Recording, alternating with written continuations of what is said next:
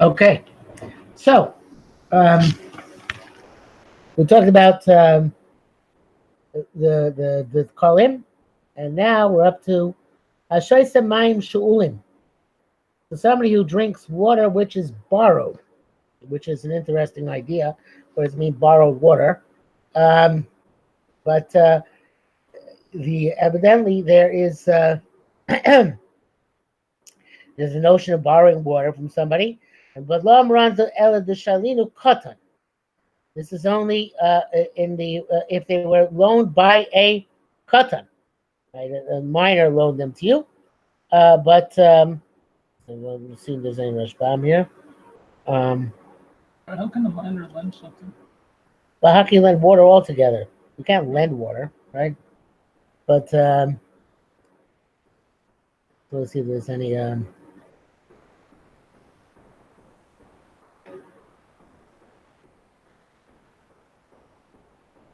No, I don't think there's any Rashbam or Rashi on this.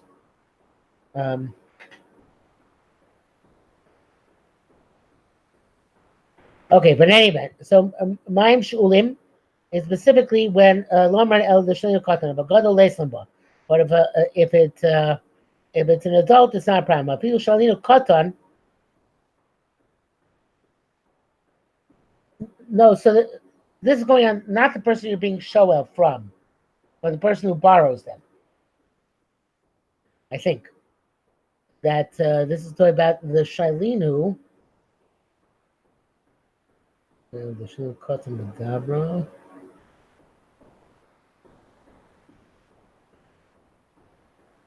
Not sure which one it is. Is it the person who's borrowing, or is it the person who's lending?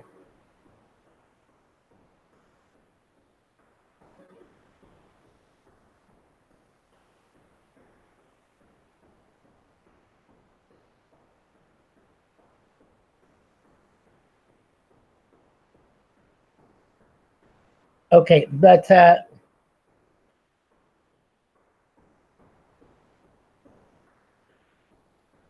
now let's say it's the person who's lending it.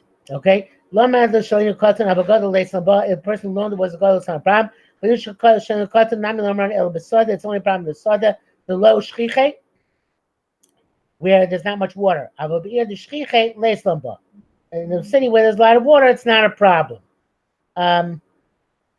It's only water.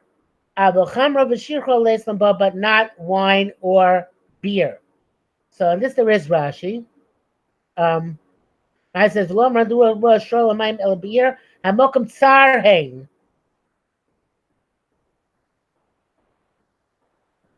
Mokum Tsarhein. Shore Alehem. So according to the first Rashi, in the city it's bad because since there's not much room in the city. The Shedim are going to look for they're hard pressed for water, and they're going to come and jump at this opportunity. This is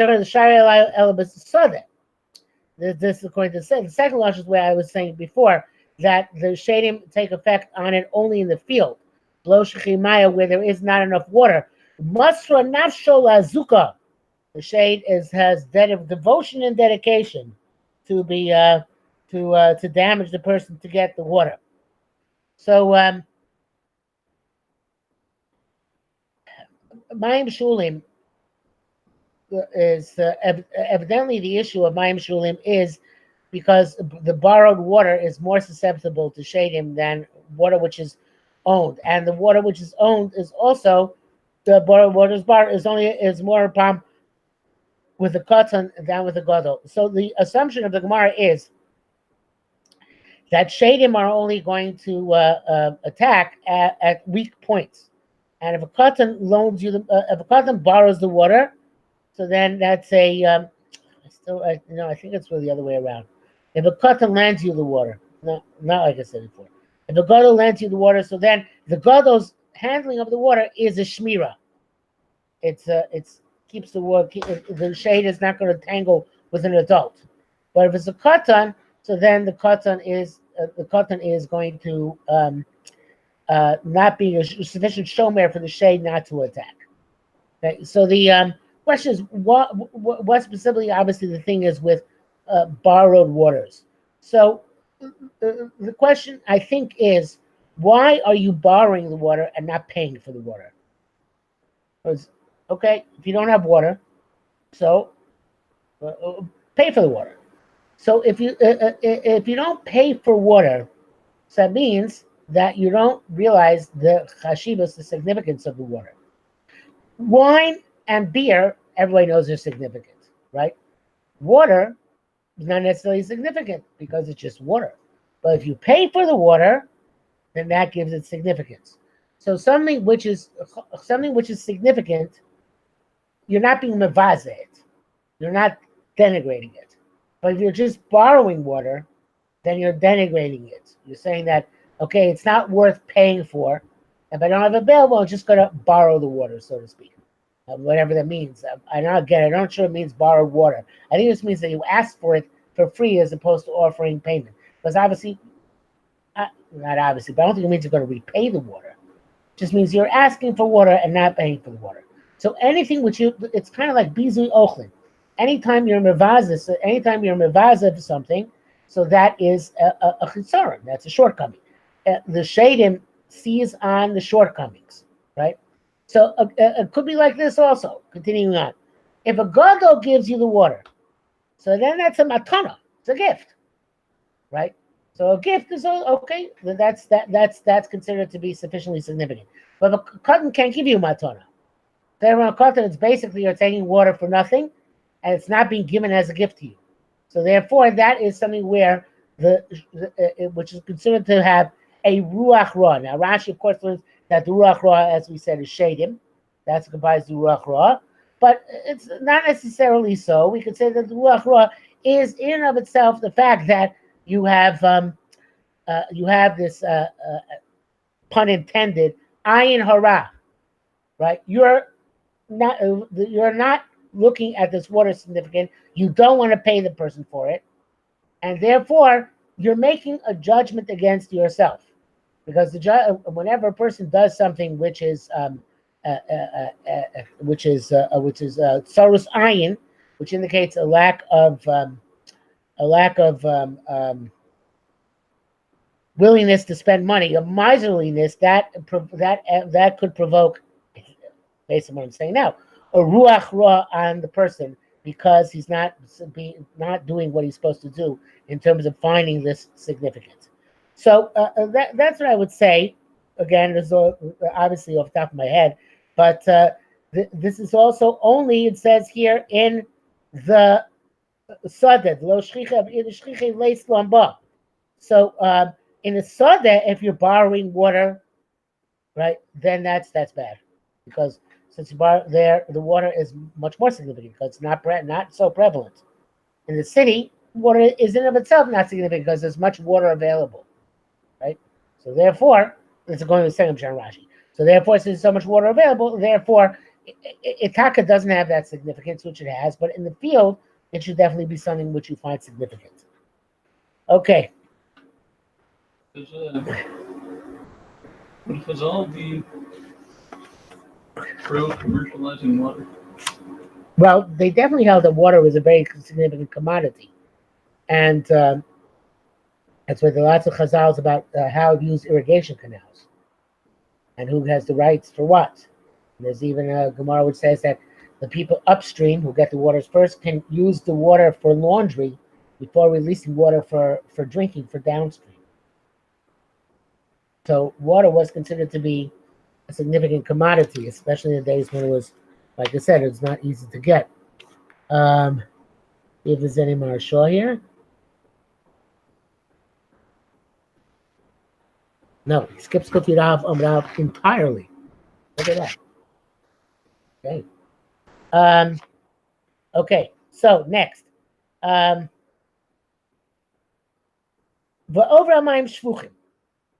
this is somebody who passes over water which is spilled. And this again also indicates that you're degrading the water. Okay.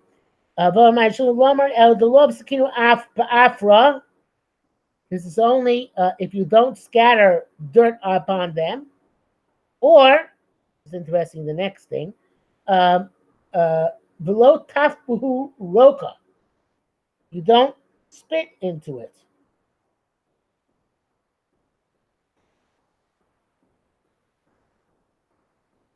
So I'm not sure what spitting into it will do.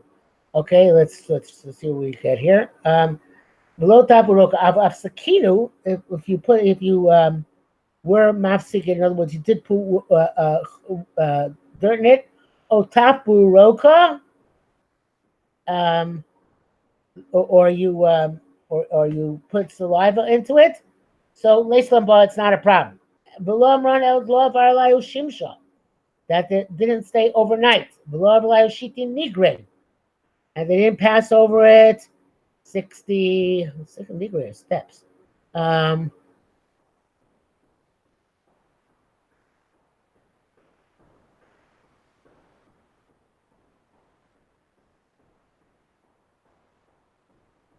Yes, 60 people didn't step over it. This is what the shot is.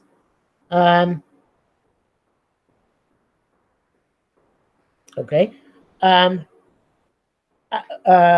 If they were there overnight,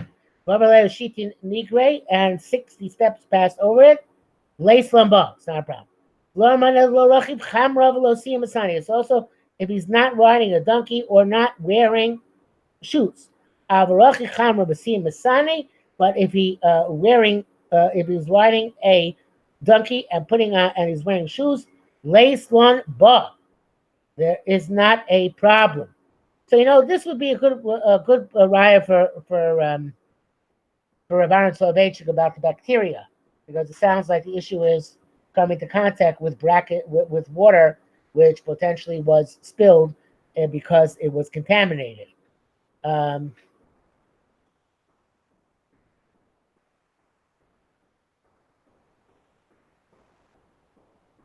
I'm still bothered with the spitting. What is the spitting going to do?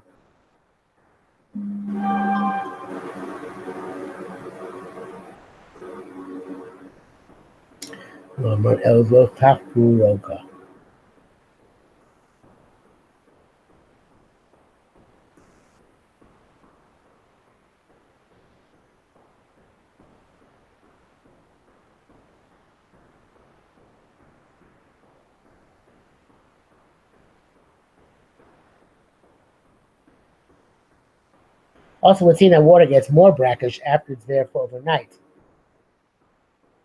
It is mashma this way that the reason you're doing this is to keep away the shadim.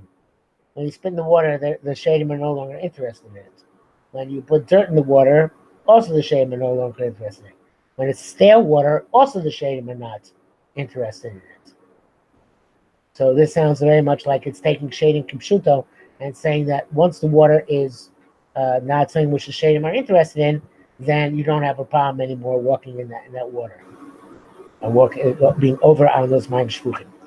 But we're trying to make it more palatable to ourselves. So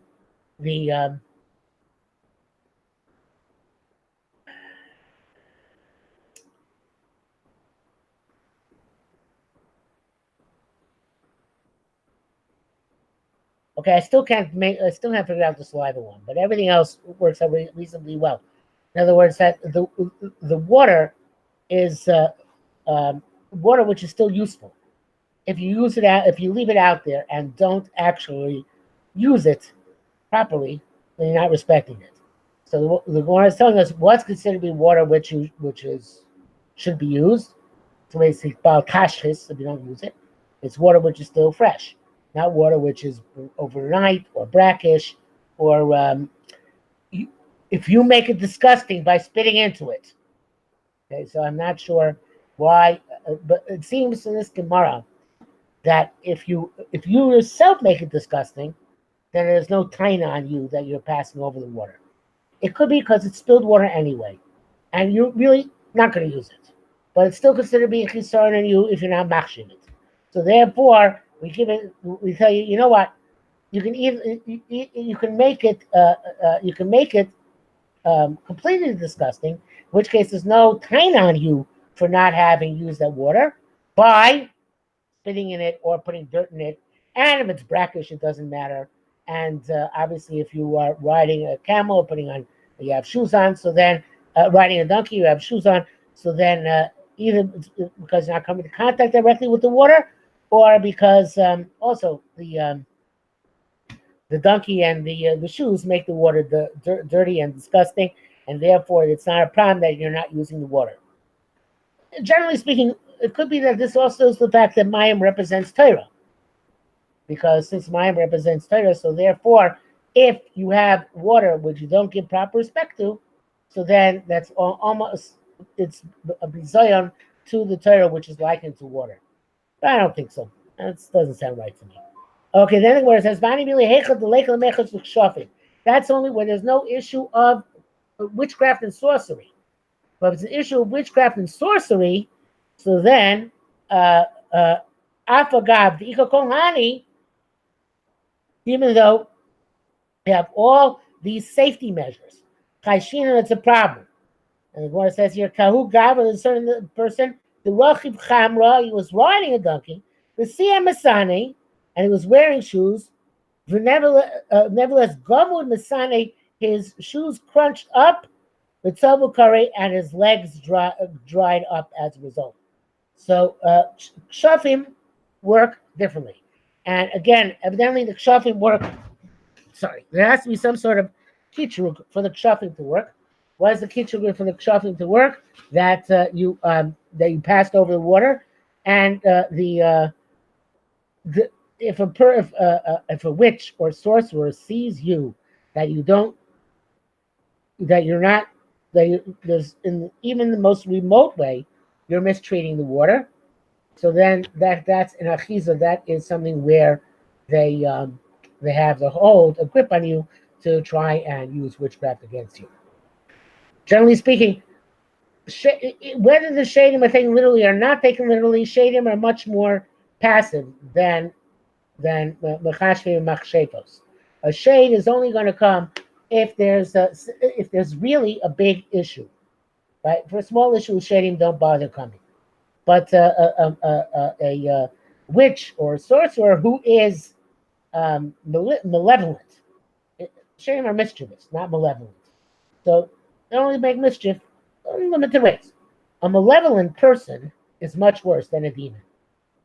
That's we're afraid of, that the malevolent person is going to come and harm you because you left yourself open by not treating the water properly. Okay? What the Rambam, again, I'm not sure if you hold like Rabbanon Soloveitchik and it's bacteria, so I don't know what shade of bacteria. Shafi must be something else altogether. Now, there are rational ways to explain Shafi. It's like Ayin Hara. In other words, if you do something which is not necessarily bad, it's not an avera, but it has negative connotations or negative appearance, so then there is a possibility of kitrug on you in Shamayim. A slight possibility. There's a possibility that there's going to be a prosecution in you in heaven. And if there's a possibility of kitrug in Shamayim, then a malevolent person can seize that moment and shoot bad thoughts at you, and those bad thoughts are like a tefillah in the negative way. In other words, they since it's a time of din in Shamayim, they can have an impact upon you. It's kind of like Bilam with the rega when Hashem gets angry. That if he had that moment directed his thoughts against Bnei Yisrael, so then it would have taken effect, because they were in that time. That rega, it's a time of kitrug, of prosecution, and therefore it's very sensitive. So the kshafim evidently work the same way. Now, the idea of the idea of kshafim is opposed by Eino Milvado, because a person's veikus in HaKadosh Baruch Hu is such that they can constantly connect to Hashem and transcend everything in this world. It's kind of like a very high madrega bitachon. So then, that such a person, there can be no kitrug on them, or the kitrug won't take effect, because they are on a level which transcends all these petty matters of this world. Okay. Turn up on shleisha ein mamatzim lo mismatzim. The three people who you don't go in, the three entities, you don't go between them, and you don't allow them to go between you and somebody else. Veiluan, and these are those Hakelev, Vadekel, Isha, a dog and a palm tree and a woman. Yeshua, some say Afachazir, also a pig. Yeshua Afanachash, and some say also a snake. So Rashi says the opposite. Rashbam says the opposite way from what it said. Lo matzi means lo yavu ben anoshim. Shouldn't allow women to pass between the two of you. Lo misatzim lo yavar isha chad ben shnei klavim ben shnei noshim ben shnei ketkolim. So actually, this thing about the two women, I think actually is brought down in halacha, even though there's no aim mishpat here.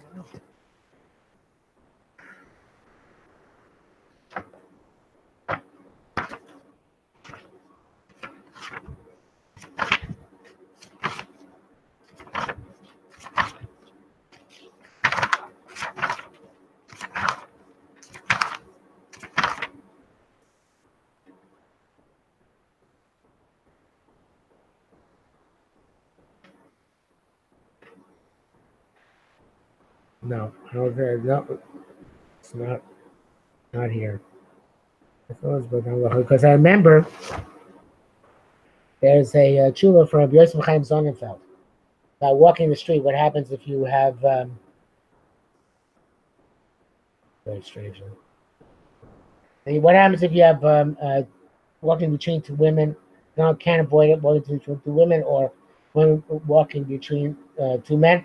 So you can hold on to your sleeve, and it's like a chatzitza. In fact, you hold on to your sleeve while you're obviously asleep to the side of the woman if she's in the middle. So that's chatzitza, and that's not a problem. So Tshuva says Tshuva Sefer Shamas Chaim.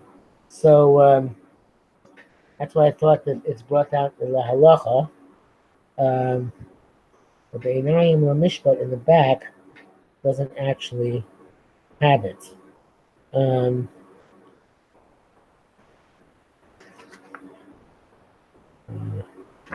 Let's just see if we can find it quickly.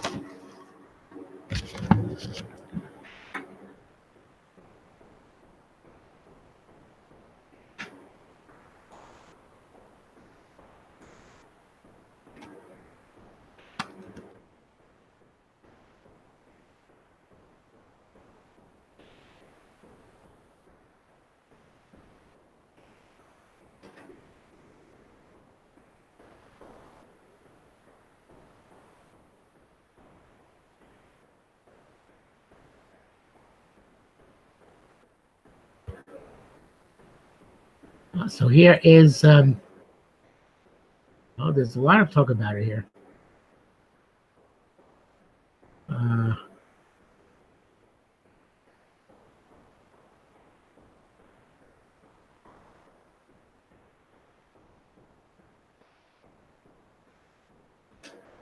Okay, so here, this is from the Kippah website. Kind of like it's a religious Zionist website. And the answer is given by somebody who is from Gush Etzion. So I don't know how they're going to take this halacha.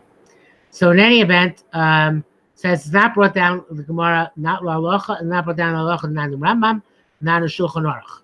And I saw many rabbis who were not concerned with this. And then he said, but I know rabbis who are concerned with this. And he says those are concerned are more close to Kabbalah and to Torah Sasod. Because the reason which have to do with Kabbalah. It says most of the world is not choishish for that. Okay, so that's a pretty rationalistic approach.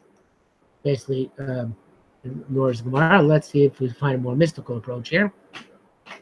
This is from the Hidabrut website, which calls itself the largest Jewish website in the world.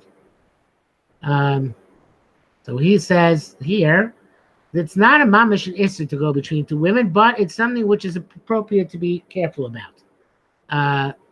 And he said, it isn't Kitzur Shulchan Aruch. Siman Gimel Sif Ches. Okay. So it's in the Kitzur. It's not from Cohen. You can be there behind the Shor Mitzianim Balacha, the 4-volume set, Chelak Aleph. No, to your right. Oh. Big deal.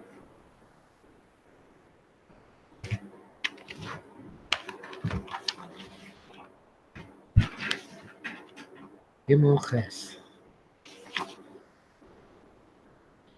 Yeah, he doesn't say anything in the parasha. Yesh li zor shelo yelech ish ben shnei noshim, lo ben shnei klavim, o shnei chazirim, v'chein lo yanichu anoshim shetelech isha b'neim, o kelav o chazir. So it is in the Kitzur. Okay. So evidently, Reb Shlomo Gansfried felt it's important. It's interesting. Once we're here in the Kitzur, it's interesting the halacha before. This is the sif in Gimel is about putting on your clothes and how you're supposed to put on your clothes and how you're supposed to walk. So before it says Osalech bekomas kufa begaron natui. This Siman Zayin. You're not allowed to go standing straight, arrogant. That was to be arrogant in the old days, or certainly with your head held up high.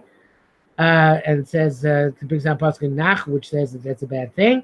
But you shouldn't bend over too much, right? You shouldn't work like this. But it should be a mila bain on this. So you should be able to see what's coming opposite you and also see where you're stepping at the same time. Okay? So, and he says, from the way a person walks, you can see if he's a chacham and a person of intellect, or a shoite, a sochol, an idiot or a fool. And Shlomo Melech said, "V'gam b'derech sochol holech libo choser, v'omer l'kol sochlu." With the way that a foolish person works, he shows his heart is lacking, and it tells everybody that it's a foolish person. So he says to everybody that this is that I am a fool. Okay, so that is very interesting. So it comes out here that there are certain, according to Kitzur Shulchan Aruch, without getting the Teres Sod and Kabbalah, there's certain ways a person should walk, which indicate Chachma, and certain ways a person should walk, which indicate a lack of Chachma. And obviously, if a person is completely oblivious to their surroundings, probably doesn't apply. But evidently, a person should be careful the walking, and you shouldn't walk in a way which is degrading to him or her, for that matter, also. So therefore, it's considered to be inappropriate to walk between two women, or a woman to walk between two men. Again, evidently, because it's just like you're not supposed to walk with your head high as if you're arrogant, you're also not supposed to go in a way which disregards where you are walking. And it's not, evidently was not considered to be appropriate behavior to walk between two women, or men or women between two men, and also all of these things. Dogs, evidently, at that time, and it still carries through today, according to the Shor, at that time the dogs were considered to be degraded, just like pigs. I'm not sure about the palm tree. That doesn't, I guess, because we said there were lots of Shedim in the palm tree, so it could be that that's why it's there. But the idea is, if you're walking and paying attention to where you're walking, you're not going to walk in this way, because then people are going to say, look, it's careless and walking in ways which come into contact with things which you shouldn't come into contact with. It's interesting because here the Gemara doesn't say anything about the Daled Amos. In other words, what's there 4 amos between the woman on the one side and 4 amos between the woman on the other side? I would say there probably is such a, there is a shear. In other words, beyond that shear, it's not going to be seen as walking between two women or vice versa. But it's interesting that the Kitzur puts these both together, and this is the way a person should walk. It says that a Talmid Chacham, how he walks in the shuk is nikar. You can tell he's a Talmid Chacham from the way he walks. It's really what the kids are saying. So the way you walk, pay attention to things which perhaps would be considered to be degrading to you, even if they're minimal. But pay attention. So according to this, it not necessarily has to do with Shedim or with Shafim. the Gemara is going to mention when two women are looking at each other, there's a problem of chafin. But this is talking about even when they're not looking at each other, it's not a proper way to walk. Again, I think it's a remote issue, but it's enough of an issue that you shouldn't do it. And maybe if you do it, it's like a kitruk. Why are you not watching where you're going and walking in a covered way? Okay? So I don't know, Bismana said, I don't know if we have really this kind of sensitivity. But evidently at the time of the Gemara, they had this kind of sensitivity. Rabbi Yochanan, the Mir Mashgiach, says that he remembers that in his youth, there was in Kelm, like there's a new square here. Women walked on one side of the street, men on the other side of the street. And he said, it doesn't exist anymore. He didn't know that new square would come up someday. So so he says, but there's a sensitivity which existed, which doesn't exist anymore. So it could be that's along these lines. Okay. What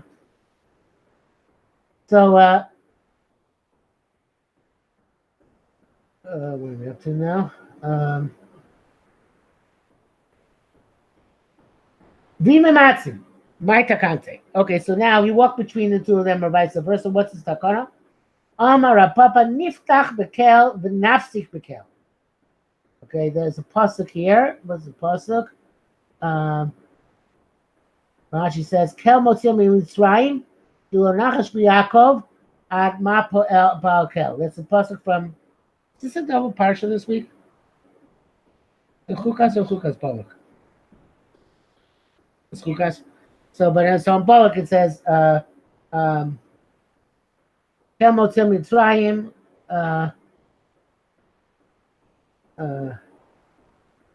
So Fosrei Lo, etc., etc. So until you look in place, the sentence says Niftach bekel perishosh bam kelma to Mitzrayim v'niftach below. That's the next pasuk. They give Loish kel v'yichasei, both of which are parshas Balak, right? Rashi says that's the next one. He says Loish kel ad yikimenu. So it's interesting. This is from Parshas Balak. It's what Bilam is saying to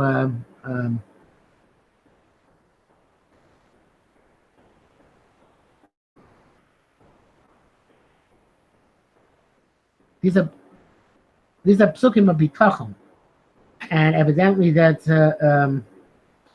not sure what specifically things that Bilam said, but I guess because Bilam had this power to be mechaving the rega, which Kosh Baruch gets angry, and he failed all these days because of Klai's so special relationship with Hashem. So therefore, we're invoking that special relationship to prevent any kitrugim from happening from our misstep, which we just did. Okay, so even though Klai so takes a misstep, there's a special relationship which we hope will overcome it. But then he says. The place it says, "Ba'avagav dasus rapos b'divrei Torah." You're not allowed to heal yourself with divrei Torah. L'hagin shari, to protect yourself is okay. Now let's use Torah as a medicine.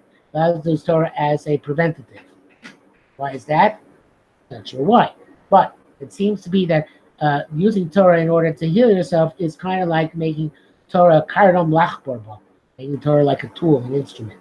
When you are protecting yourself, it's not, you're not using the Torah, but using the schus of the Torah.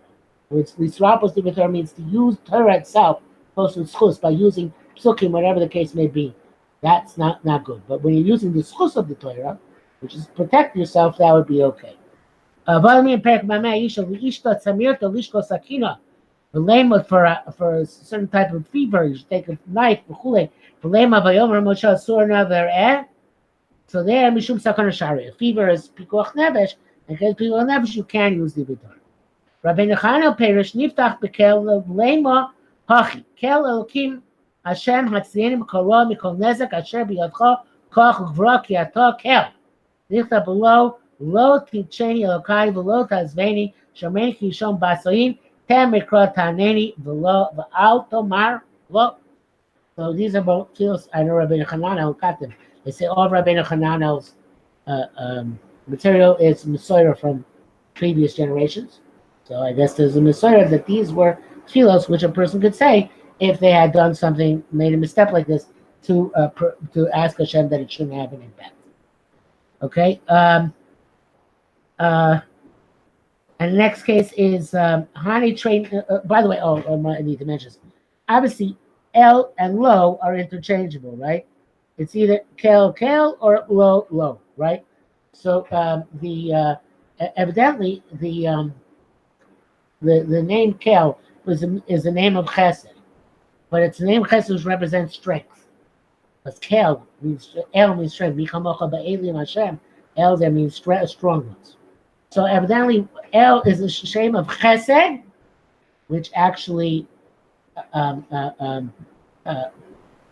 provides strength and stops negative things from happening. Okay, it's Chesed in preventing. And that's why it's associated with strength, and it could be that is in fact why it's backwards low, right? In other words, Kel, and not this. Hashem's our strength here, we can avoid this thing. So it can work both ways, Kel and Lo, because they both have this interchangeable notion to them. Okay, but then if then it says Hani Beit Trait in Matzulu. This next one is harder, so I think we're going to leave it for next week to see if we come up with something good. Hani Beit Trait in Matzulu Isha Nida. If the two men and a nida goes between the two of them, if chilas nidasa yoregas echad mehem, if it's beginning of nida, she kills one of them. So if nidasa hi meriva sabinem, if it's down nida period, she makes a machlokes between the two. Okay, my takante niftach be'el v'nafsi bekel. That is going to be a difficult one. We're going to leave that for next week.